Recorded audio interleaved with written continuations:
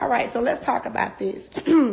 I was going to wait until later to make sure I had my full conversation with all of my PR, my lawyer, the network, the tour company, because there were certain things I know in my contract that I am and am not allowed to say. But it's going on a little too far. It's doing too much.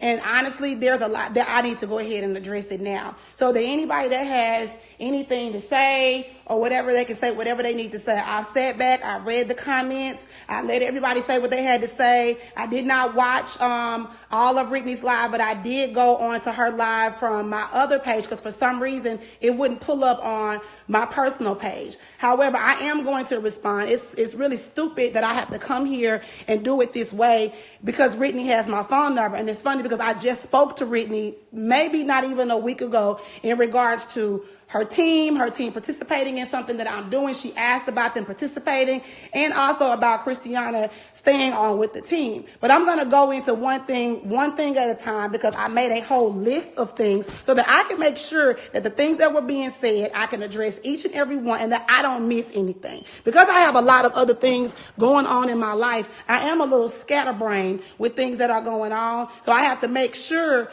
that I'm on task with everything. But let's just start from the beginning when it comes to finances for the Dancing Dolls. The Dancing Dolls have been around since 2001. And since 2001, I have been the sole financer of this organization. Anytime the girls have had to go to competitions or participate in anything, yes, the parents were the ones that transported them back and forth to where they needed to go. But if there was something that they were missing,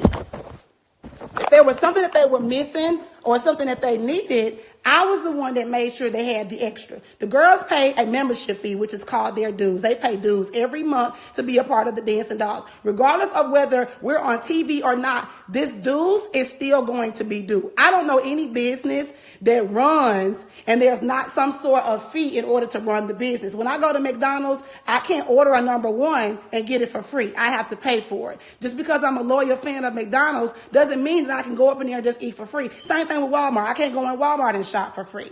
Every dancer has a membership fee. The dues for the Dancing Dolls in the beginning started out as $15. It was raised to $30, I want to say, and then it got raised to $40. And as of this year, it is $65 to be a member of Dancing Dolls. I have to, the fees went up because I have overhead now. Before there was a dollhouse, there was not a whole lot of overhead. All I had to pay for was the building fees that where we were renting our facility from, and that's it. That's all I had to pay for. Now that I have overhead, I have to pay my coaches. I have to pay lights, water, gas. There are 3 buildings in Jackson. There's Studio A, which is the main building where the Dancing Dolls practice. Studio B, which is the office that holds all of their trophies, all of their uniforms, and where the day-to-day business is being done for the Dancing Dolls. Oh, I'm going to get to this. I'm going to get to all of it. Whoever's talking about $1,200. So just be patient because my live is going to be long too. I have a lot that I have to say, and I'm going to do them one thing at a time so that I can make sure that I answer it all. You can call me Mahogany. You can call me whatever you want to call me. I was Mahogany when I was 18 and 19. Yes, I did adult films. I've already addressed that, and it's in my book. So let's move on to something else because that doesn't bother me. Okay.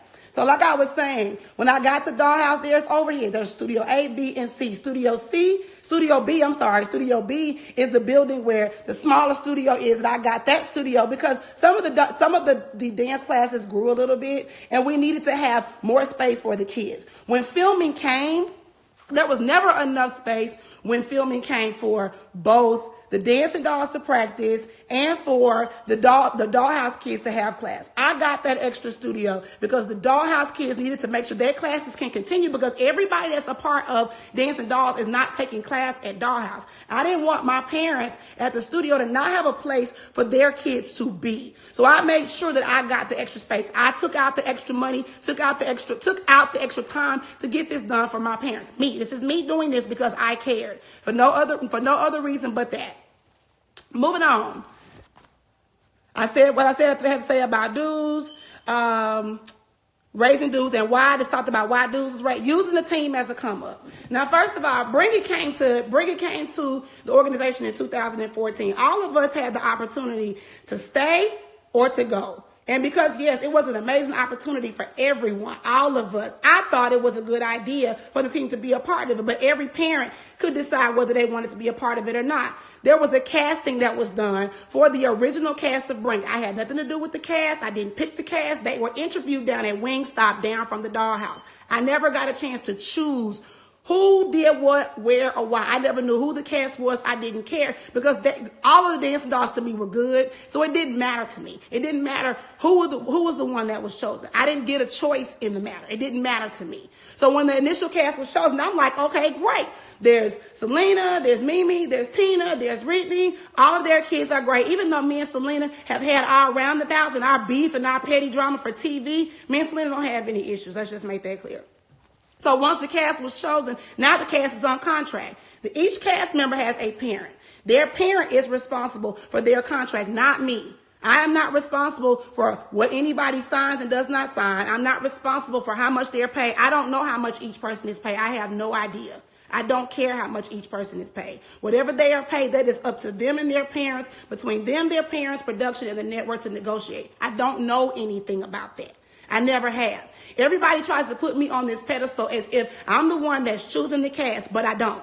I'm the one that is choosing what happens on BringIt, and I don't. I do not choose the storylines. I can't tell you what's going to happen from one week to the next. All I know is what those kids put on their bodies and what dance steps they put on the floor. That's it. That's all. No more, no less. I don't want to bring my producer into this, but my producer, I've only had 3 producers since the show has started. One was with us a whole year and a half. If you know anything about production, the production team is freelance. They don't live in Mississippi. Some of them, they don't live in Mississippi. They're freelance. And my producer from the very first beginning was with us for a year and a half. She lived in Los Angeles, family in Los Angeles, boyfriend in Los Angeles. How do you feel being in Mississippi, which is a country town in Mississippi, being away from your family? You don't want to be there for a very long time, and having to be there for a year span, that's a lot to ask of a person whose life and family is not right there in Mississippi. So she decided to go back. She and I still keep in touch to this day. The second producer, she did not last, and she got in trouble for something that she did that had nothing to do with me. I actually liked her a lot, but it had nothing to do with me. As it was being said that I can't keep a producer. It had nothing to do with me.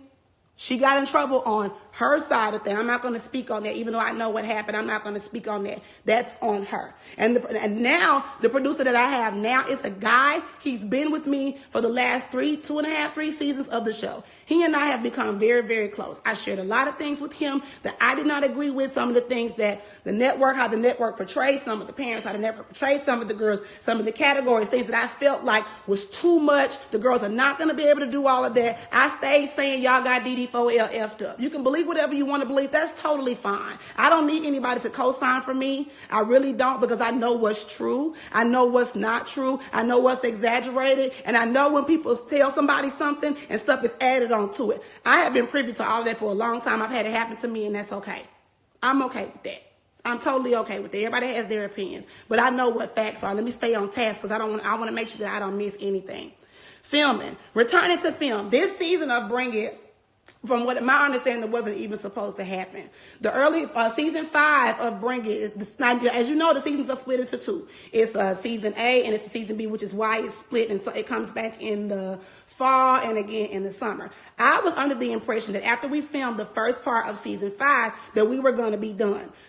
Meaning like season 5 was done. They were shortening the episodes. I was like, okay, great. Now the girls can actually take a break. This was back in, you do realize this is a year ago too, right? This is back in March. We were done filming February, March-ish, early part of 2018. We were done filming. I'm assuming that we're done. We're not coming back no more. Fine, cool, that's great, until whatever they do with season 6 moving forward.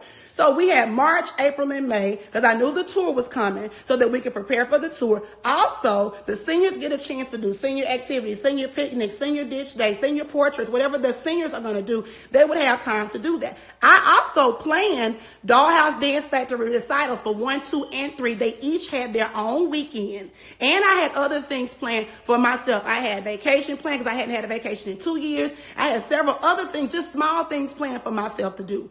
When I got the phone call from the executive producer letting me know that the show was coming back, in our contracts, they can come back at any time. They have on us what they call options. I don't know if anybody knows anything about entertainment, but I don't know what anybody else's contract says, but I know what mine says. Mine says options. I have options. I have so many, I'm not going to get into how many, but I have a lot, but I have so many options to where they can do up to so many seasons with me on the show, and they can come back at any time to film, and I have to be ready, and the show takes precedent because I signed the contract. So I couldn't argue with the fact that they wanted to come back. It wasn't about the money, because I haven't wanted to film Bring It since season 4. Let's be clear. My husband is the reason why I continue to move forward, because he was the one that said, don't give up on your dream because you're frustrated and because things are not going the way that they should, or things are not going the way that you feel they should go. I defended the dancing dolls behind the scenes so much that it's ridiculous, that only God would know that, because nobody was actually there between me and my producer. He's the only one that would know that, but I'm not going to bring him into this. But anyway, when the show decided to come back, I had to rearrange my whole schedule. If I have any parents from Dollhouse 1, 2, and 3, you guys all know we had a certain set schedule, and it's in my calendar, printed.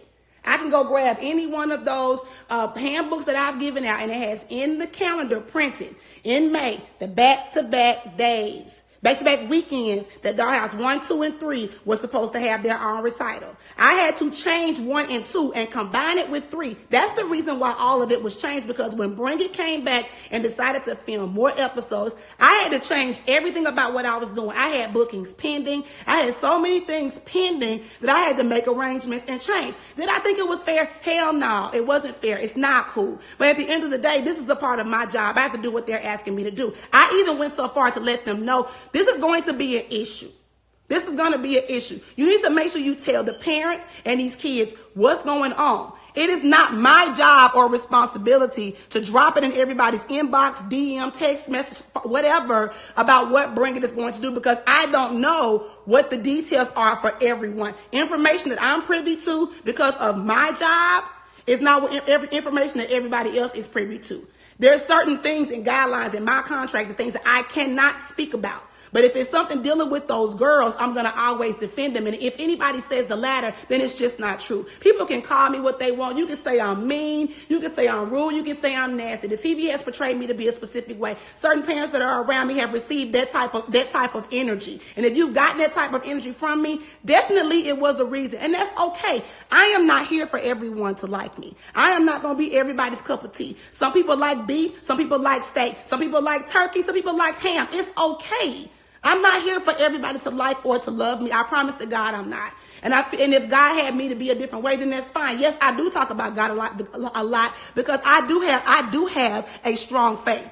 I really do have strong faith in what it is that I'm doing and who I am as a person. But we're going to keep moving forward because I don't want to get sidetracked. As I said, I do not control the cast. I never have. I don't know who's going to get cast. I don't know who don't. When different people come in to the team, they may ask me, what do you think about this person? I can say, well, I know the child. I don't know their parents because I don't talk to their parents. The child is great. The child does this, that, and the third. Do I think she'll be a good asset? Yes or no? They don't listen to me, no way. It doesn't matter what I think. They're going to do whatever they want to do anyway. The production, it doesn't matter. They get my opinion because they want to hear what I have to say, and I can appreciate that, but I don't get to decide. That's the first thing. Same thing with the storylines of the show. I don't know what the direction is always, and a lot of times direction derails. When I say always, I don't always know what's going on. A lot of times things are shifted because things really do happen. If you watch TV, you know there are certain storylines for certain characters on Real Housewives of Atlanta. It's on Love and Hip Hop. It's on Dance Moms. It's on every TV show that's out there. There are certain things that they need, and we're required to do specific things. I can't control that either. I do what my job entails. Half the time, the moms on the outside don't know what I'm doing on the inside, and I 90% of the time don't know what the hell they doing on the outside unless I'm involved in something that's specifically involved in one of them specifically. It's been many times that I've been told to call a child's name several times, and I might even know why I'm being told to call a child's name several times, only to find out it's being edited to look like I'm fussing when I'm not fussing. And I don't have a reason to fuss at those kids if they haven't done anything wrong. I don't just walk around just yelling for no reason. That's stupid. Who does that? They don't show us in there laughing and giggling and cracking jokes. They don't show us in there playing around because that's not what they want for the show. That's not what they want for their particular show. But I'm going to keep on track because I don't want to get derailed. What actually happened on the show that just recently aired? We did practice, and just so y'all know, we don't just practice